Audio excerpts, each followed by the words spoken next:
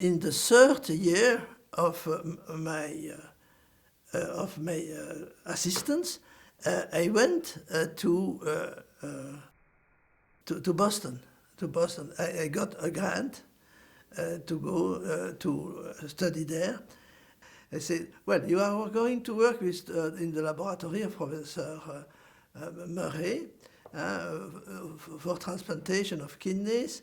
First drugs to avoid rejections were delivered by Dr. Hitchings and Alien, who also are two Nobel Prizes. So when I came back from Boston, that was in the beginning, in the last months of 1962, I had in my pocket some of the drugs to use for the next transplant I wanted to do. We did 9 transplants when with brain death at the time when I was introduced to come in the meeting in London in 1965. SIBA Symposium was a symposium organized by Professor Woodruff and Alton Hall, on the ethics in this transplantation work, because since there were different ways of taking organs at that time, and since they were not very happy with the way it was going, and to clarify the ethics at that moment, that was a meeting who was with all the teams working on transplantation at that time in the world. Another colleague, Professor Jean-Bernard Otte, went to Professor Starzl, who was doing the liver transplantation, because he wanted to do liver transplantation. And when he was there, in the States, working with Professor Starzl, Professor Starzl told him that he had to come to London for that meeting of SIBA. And Jean-Bernard Otte told him what we communicated very often, Jean-Bernard Otte and myself. And he explained to Dr. Starzl that we use brain death to take organs. And Starzl wrote to the British president of that meeting to invite me to that meeting. And that's the way I was invited to the SIBA Symposium in London. Here, it was specifically ethics. At the SIBA conference, since it was about ethics, did anyone ask you the question if you had asked permission from the families to remove the organs? No, nobody asked. No, nobody asked. I must say that I don't remember having seen or having heard that the doctors who retrieved the organs the odd way, I would say, by taking off the respirator, I didn't hear that they have asked permission either. So I don't remember that. And then when the families came to the hospital at 8 o'clock in the morning to see how their loved one was, what did you tell them? That they generally were avertis. They were monitored that probably the death would be during the night, because when the state of the patient is diminishing progressively, you can approximately see that, to tomorrow he will not be there. And so those parents or those families were monitored. So you never told them that you took out the organs? No. These are really organs taken at the time the donor has a beating heart.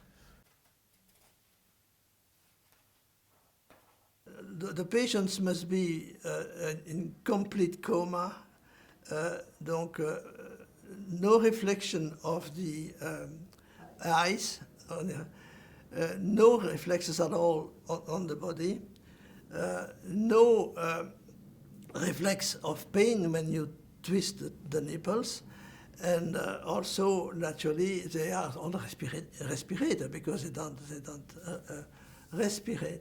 So these are and when you stop the respirator for a few minutes, you cannot have any automatic respiration from the patient, of course. These are the five criteria we used and who were defended at this meeting in London. Do you remember the first time that you did it? The first time that you removed organs from a person who you cut him open and his heart was beating? 3 June 1963. I cannot forget that.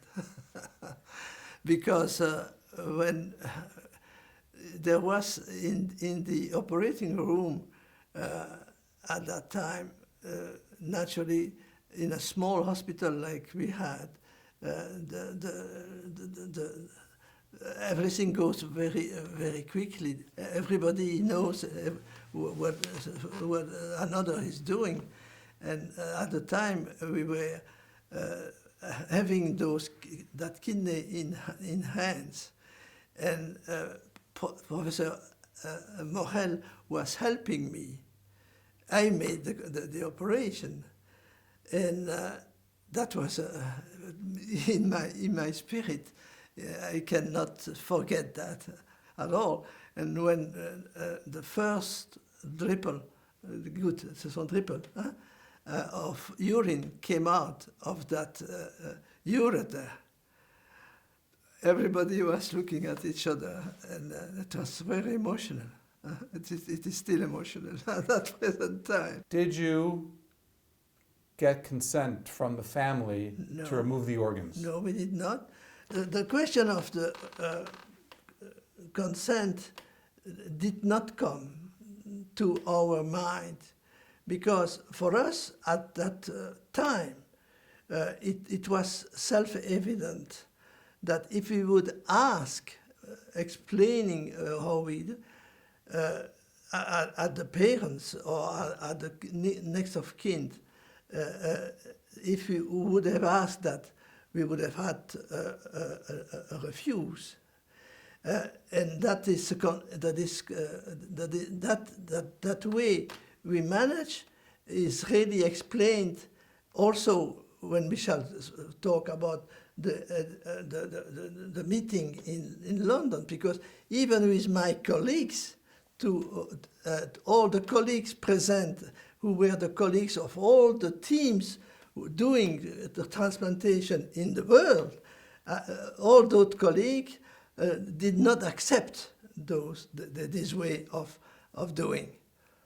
Did you ever ask, or did Dr. Morelle ever ask a legal question to the Attorney General if they were allowed to take organs?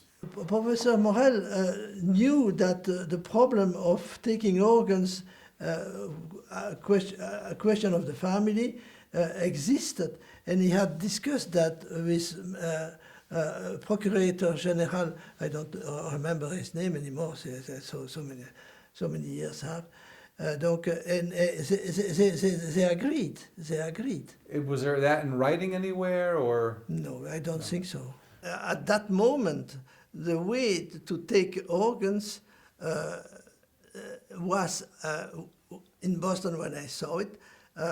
Take out the respirator, having all the personnel and the doctors ready to go ahead and make an intervention, and they wait until the heart was stopped.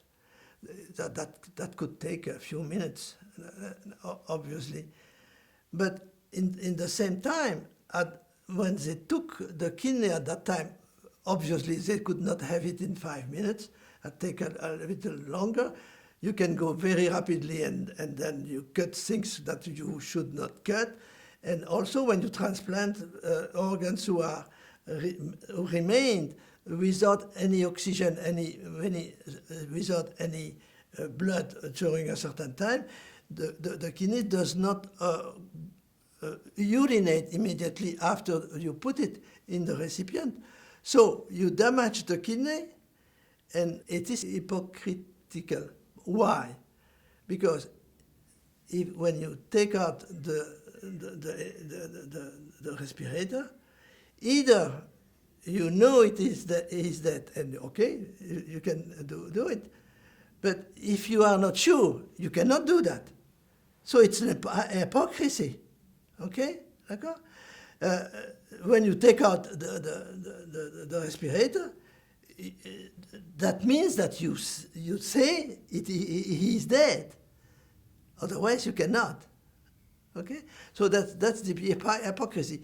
So it's hypocrisy for the donor, and it's a damage for the recipient, because the organ is not taken the way it should be taken. What you're saying is so logical and so rational. Why is it that other doctors at SIBA didn't agree with you? When I presented my paper, with the 9 cases we had done, who had given organs at the time the heart was still beating, there was a silence in the... Because before I said that, I said, I am going to put some oil on the fire.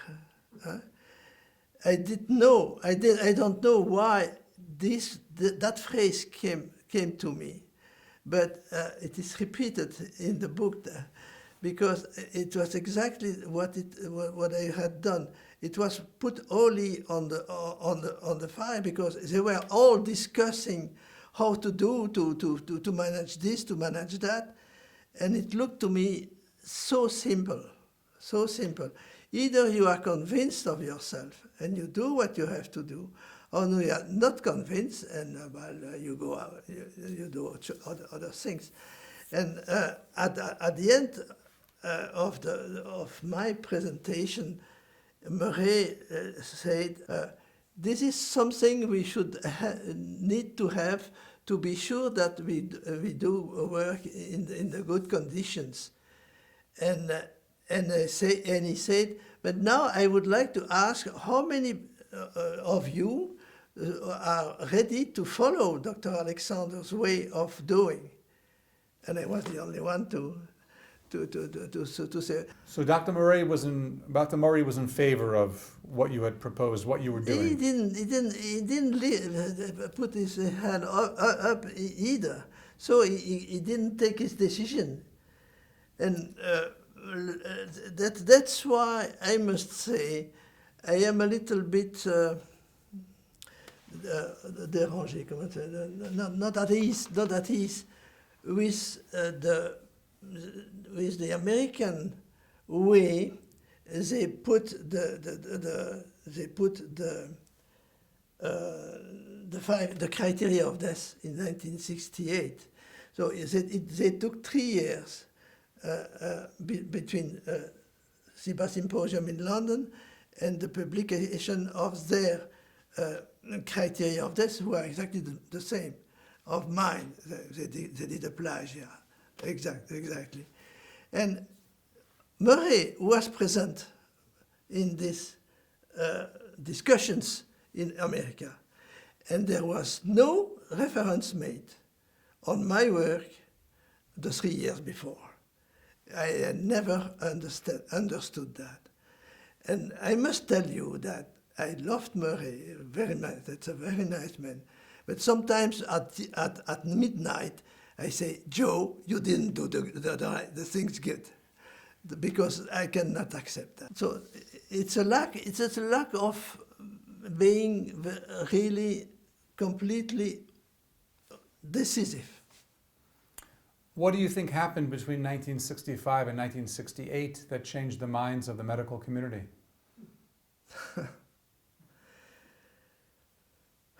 I don't know what happened in their minds.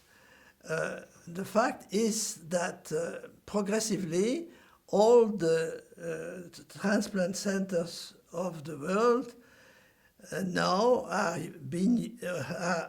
using these criteria. I remember a father who talked about his son who was dead, and I said, we would like to take the organ. If you touch one cheveu, one Hair. one hair of my son, I kill you. Okay, all right. So I didn't do anything, and the following day he came in. I reflected, you can take them out, and I said that's impossible at the present time. So Why is that? The heart stopped beating? no. He was dead. He was dead. He was. He died in the meantime. The heart stopped beating. Oh, yeah, the heart stopped. His brain was dead, so he was dead, but Yeah, his heart stopped beating. Yeah, stopped beating. So even you sometimes make a mistake and say that he died, he was dead because his heart stopped beating. Even you just made a mistake now, right? Because it's so easy. It's so easy to do that. At the time, there was not the same as at the present time, and I think it's useless to. It's useless. It is not desirable to shock families where it is not necessary. Do you feel the family, legally, morally, ethically, do you feel the family had a right to know what you did with their loved one's body? At the present time, things are different because many persons are know what transplantation is, the retrieval of organs, etc. But I would say that once you are dead, thus I know that it is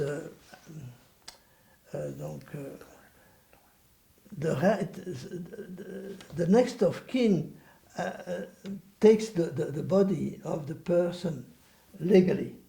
But I think it is not normal that you can do autopsies of patients who are accidented in the road or criminalized, by gun or something.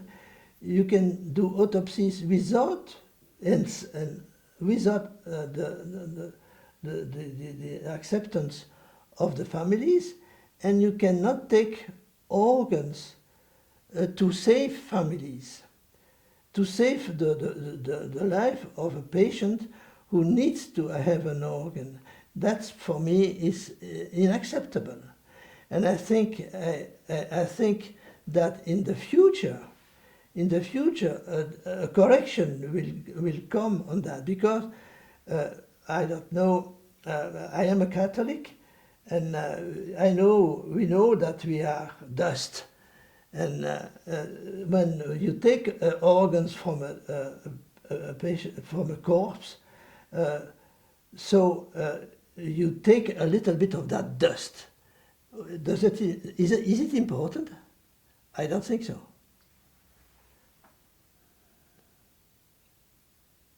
I don't think so.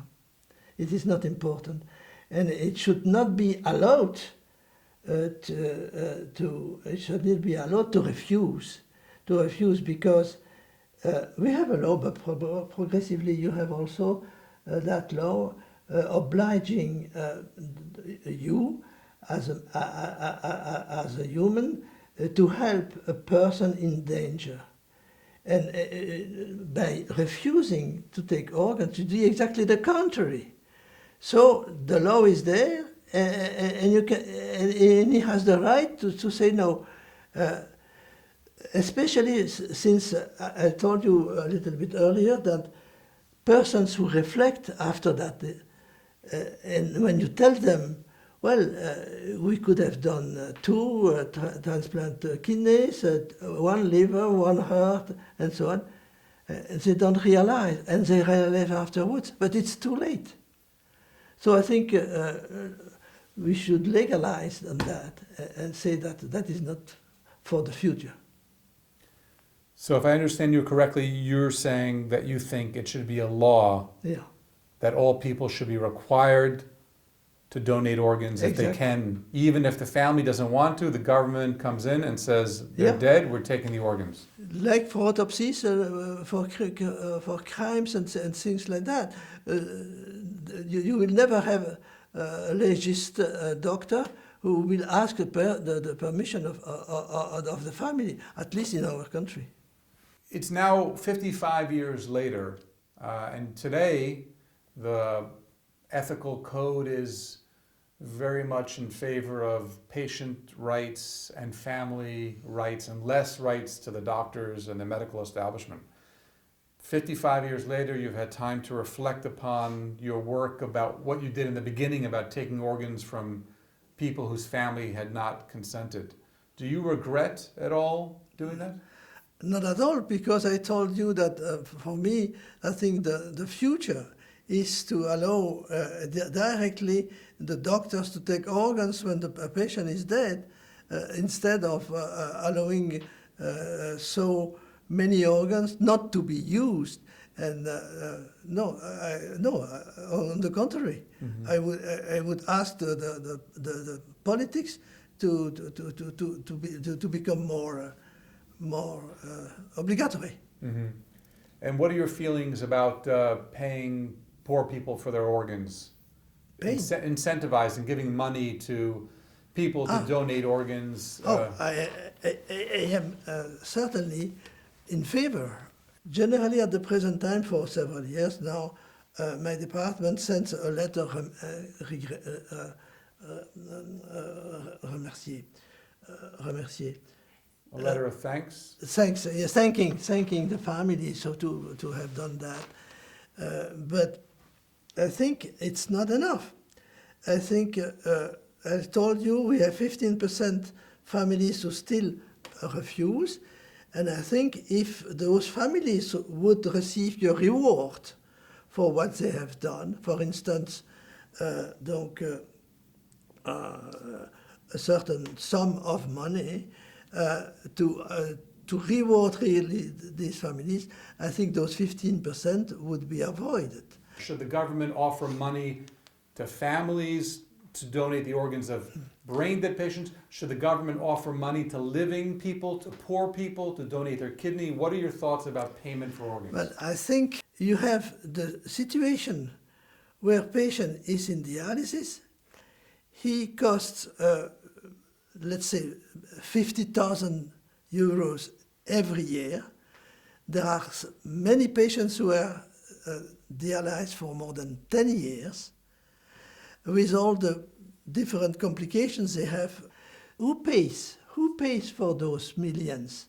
You and me. Okay?